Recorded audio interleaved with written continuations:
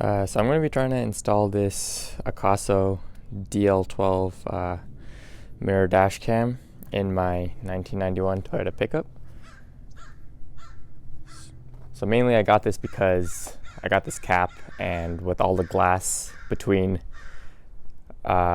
me and what's behind me, I can't see anything. So it's got the cab glass, the cap glass, and then another glass up here. So can't see anything at night. There's a lot of reflections, so I thought I would try one of those dash cams that has both front and rear cameras. So I already have a crappy dash cam up here. Got this for like 30 bucks, and I'm just gonna remove it because it sucks anyway. I already do have this hardwired in, so that's part of the job done, but I still need to pull all this apart to get the wiring for the rear camera in there, so the job is pretty much going to be the same. The DL12 does come with its own cigarette lighter or 12-volt adapter for power, but you can see I don't have one, so it's a very base model truck without anything really.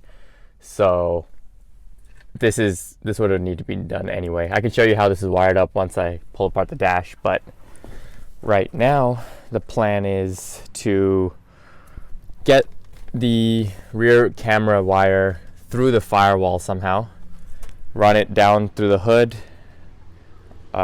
behind the wheel and all this over here, and then get to the back here, since the cab and the bed don't connect inside. So I gotta kind of take the long way around. So let you know how that goes and give you an update as I work through this. Alright, so this is the wiring and the contents of the box. This is actually a extension that didn't come with the kit. I just picked this up for another 10 bucks just in case I ran out of the main wiring harness. So these are the two ends here, and it looks like they're both pretty big, so I'm probably going to try and fit this yellow one through the firewall, and this red wire coming off of it is to wire to the rear tail light, just so when you put your car in reverse, the angle kind of changes, or forces the camera to go into the reverse mode or whatever. I probably am not going to do that because I don't like to T-tap or cut into the stock harness, so I'm not doing that. There's also a GPS module that I'll install, and this is the rear camera, and then some rear mounting hardware. So let's see how this fits to the firewall here.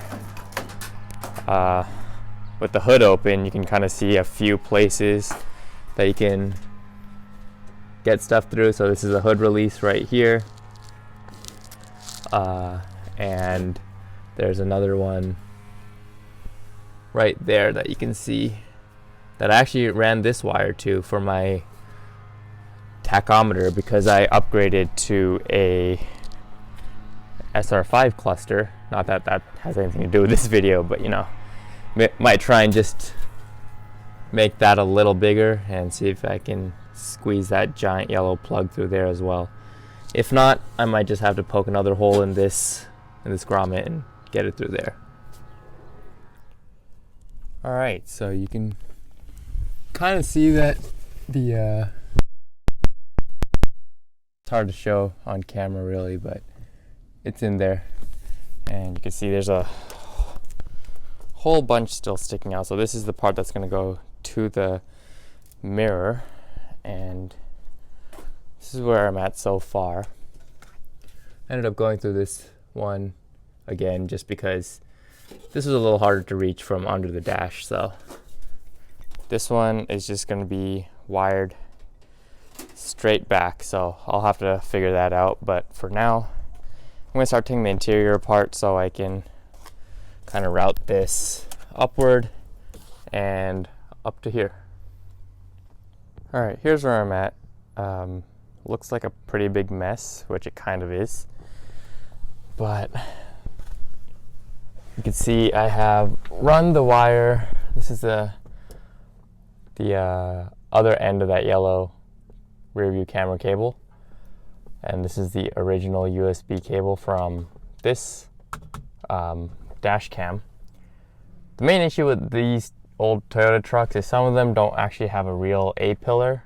You can see it's just one piece of vinyl that kind of gets glued to the outside here and is just one piece all the way down the A-pillar. So kind of a pain in the butt to get in and out. But since this is my second time doing it, it only took a few minutes to run this wire.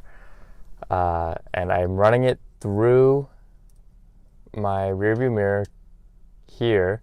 And then once that's all mounted up like that, then I'll just have the two cables sticking out for the this dash cam. I also have to run the GPS module as well and just figure out where that's going to be placed. I'm probably just going to stick it way up here, kind of out of view for now. All right, so quick update. Got both these wires, so this one's for the power, this one is for the camera, wired in, and it kind of goes around. I still have to clean up this part here.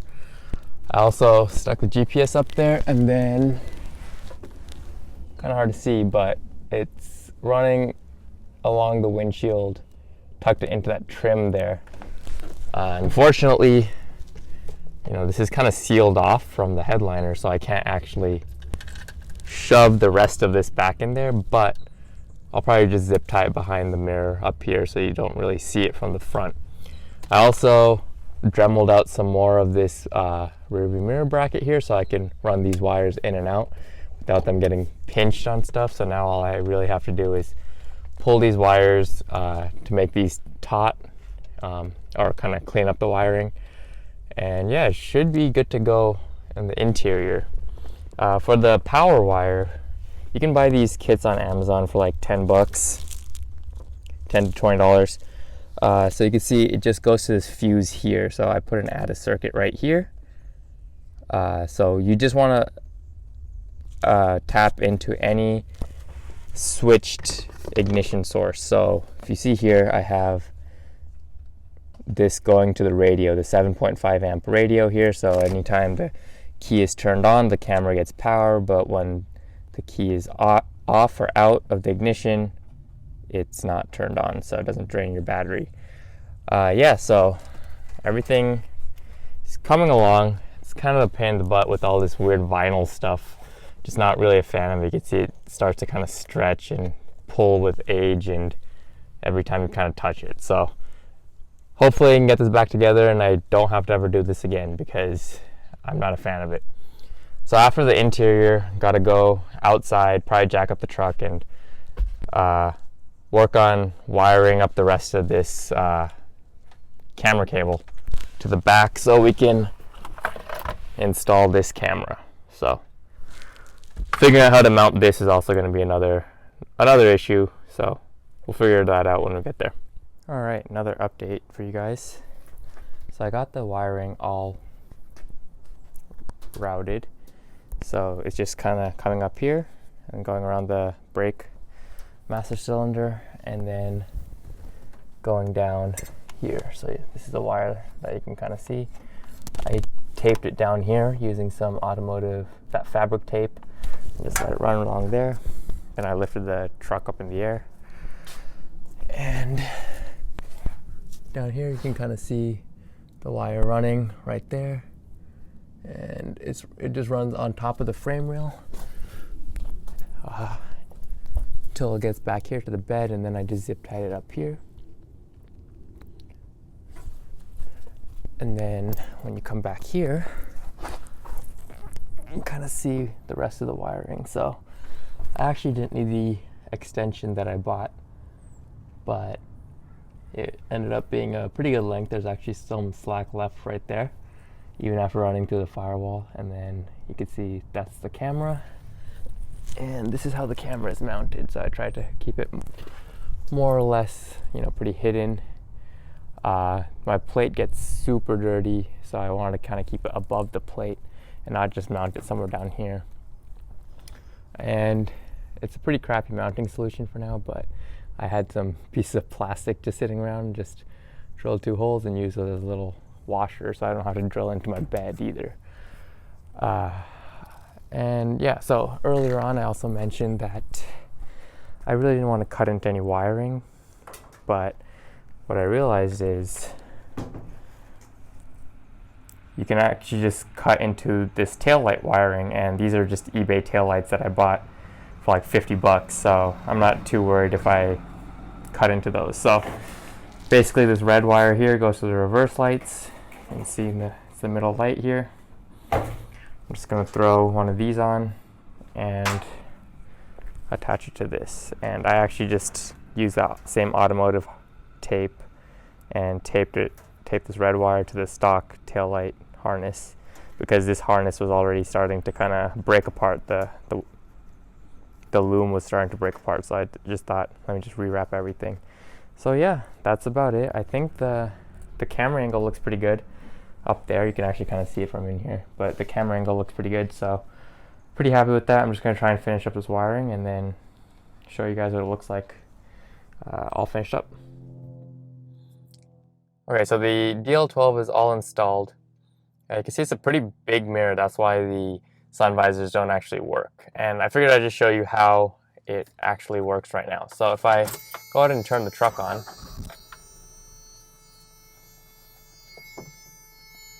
once it boots up, seems to take a little bit of time before it turns on, but it's not too bad. And so this is the rear view angle, and you can see it's pretty low. My truck is already super low, and I've mounted the camera just above the license plate, so it's got a very low angle, but it's also pretty wide. So I think it's a lot better than trying to look out of 3 panes of glass like that, especially with all the reflections. So I kind of like it. And if you look in the front, so my only issue or nitpick with this is the front camera is pretty angled. You can see that the hood isn't straight, and that's because I've got the whole mirror angled towards me like you would in a normal car. And so the angle of the camera back here can't really be moved enough to compensate for that. So it's a little off, but I think, you know, for a dash cam or video recording purposes, it's probably fine. It's also extremely wide angle, so even things kind of on the left-hand side here that you might think get cut off, it's actually, you know, it captures it in view pretty well, so I think it's fine there. And if you go left again, yeah, so this just kind of goes through all the angles, and you can see in the rear camera as well, you do actually see my bumper that in this view, but again, in this view you don't. So in this view you don't, so it works pretty well. And if I throw this thing in reverse, you can see I get the little camera lines, or the parking lines, to help. And the thing that I like about this is that you can kind of zoom in however much you want. So it has, I think, 4 or 5 different levels. So here's the widest, and you can see the bumper, so I don't like that. And this is the one where, you know, you can kind of see the bumper and the edges, but it's not too bad at all. So this is the angle that I like it in. And then as soon as I shift out of reverse, it's gone. So having that reverse function is pretty nice. I know it was kind of iffy on installing that, but I do like it. So all in all, I think this is a really cool camera. Let me show you in motion as well around the neighborhood here.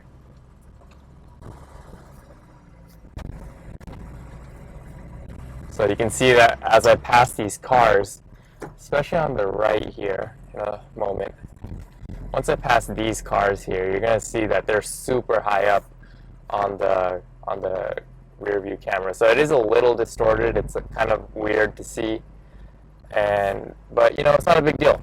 And from what I can tell, the GPS on the side here is pretty accurate as well. So happy with that, especially because this is not super accurate after I changed my tire size. So I still got to fix that. So all in all, pretty happy with this. It's a couple-hour project, definitely a little more involved, especially if you have to go through the firewall and route it along the frame and all that I showed you. So, but it's all in all pretty easy install, even with this crappy headliner that is all one piece. So hopefully this helped. Let me know if you have any questions or comments. Thanks.